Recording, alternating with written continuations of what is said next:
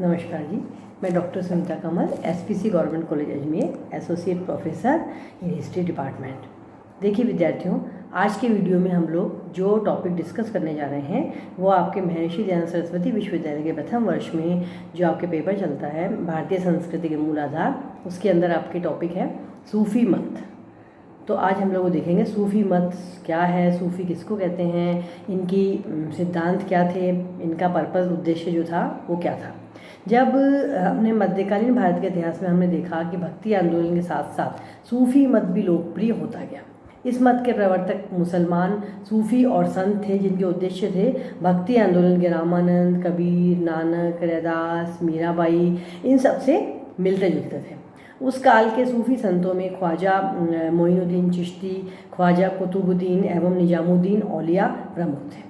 और आप देखिए सूफी संप्रदाय जो था उसके अंदर हिंदू और मुसलमान दोनों ही इनका बहुत अधिक सम्मान करते थे। अच्छा, सूफी मत का अर्थ क्या है? सूफी अरबी भाषा का शब्द है जिसका अर्थ होता है चटाई। देखिए आपके अति लघुत्तरात्मक प्रश्न में इस प्रकार के क्वेश्चन पूछे जा सकते हैं, जैसे सूफी मत, सूफी का अर्थ क्या होता है? तो आप बताएंगे सूफी का अर्थ होता है चटाई। सूफी संत किसे कहा जाता था? सूफी संत उन्हें कहा जाता था जो चटाई पर एक पंक्ति में बैठ कर के ईश्वर की उपासना करते थे। सूफी उन मुसलमान संतों को कहते हैं जो दीनता का जीवन व्यतीत करते थे और ऊन के मामूली कपड़े पहनते थे और कोई किसी प्रकार का उनमें दिखावा, आडंबर नहीं था और वे बहुत ही सादगी के साथ बैठ करके अपने प्रवचन दिया करते थे। सूफी संप्रदाय के लोगों का, संतों का जो जीवन था बहुत सीधा सादा, सरल और स्नेह से भरा हुआ था। ये सांसारिक भोग विलास से दूर रहते थे, पवित्र और संयमित जीवन व्यतीत करते थे। सूफी मत का भारतीय विचारधारा पर बहुत गहरा प्रभाव पड़ा। सूफी मत के जो सिद्धांत थे वो इसी प्रकार के थे। परमात्मा एक है, वह सर्वव्यापी है। ईश्वर मस्जिद और मंदिर में नहीं बल्कि कहाँ रहता है? ईश्वर मनुष्य के हृदय में निवास करता है। अच्छा, सूफी मत के लोग क्या करते थे? वो ये कहते थे कि अपना मन जो है वो एकदम पवित्र रखो। क्यों?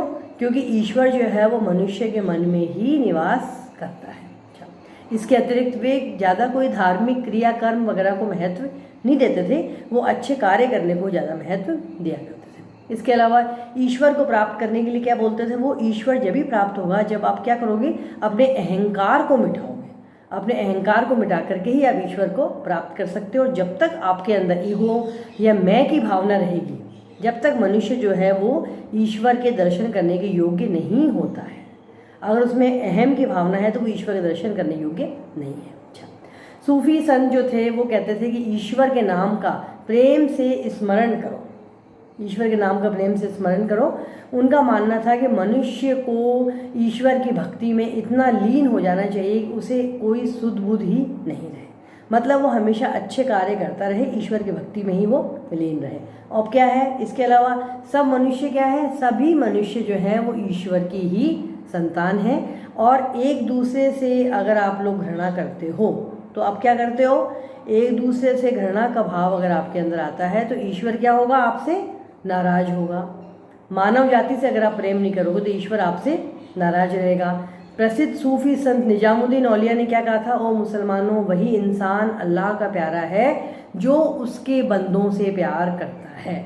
बंदों की सेवा करना ही इंसान का सबसे पहला क्या है? फर्ज है। अच्छा, अब इसके अतिरिक्त सूफी संत बड़े संगीत प्रेमी भी थे। उनका विश्वास था कि भक्ति संगीत सुनने से मनुष्य का क्या होता है? हृदय पवित्र होता है और धीरे धीरे वह उसमें भाव आने लगता है और वह ईश्वर से प्रेम करने लग जाता है। उनके अनुसार संगीत से क्या होता है? मन केंद्रित होता है। संगीत से मन केंद्रित होता है, चित्त एकाग्र होता है और फिर बाद में वह धीरे धीरे ईश्वर को प्राप्त करने लग जाता है।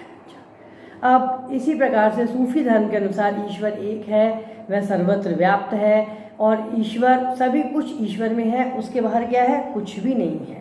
सभी कुछ लगाकर त्याग करके प्रेम के द्वारा ईश्वर को प्राप्त किया जा सकता है। वही सूफी संप्रदाय की क्या है? विशेषता है। अब हम अगले वीडियो में देखेंगे कि जो सूफी संत हैं वो कौन कौन हैं और उनके क्या क्या विचार हैं। ये आपके क्या हुई? ये आपके सूफी का अर्थ और सूफी मत के सिद्धांत या उनकी विशेषताएं। तो आपके इसमें अति लघुतरात्मक भी पूछ सकते हैं और लघुतरात्मक प्रश्न पूछ सकते हैं।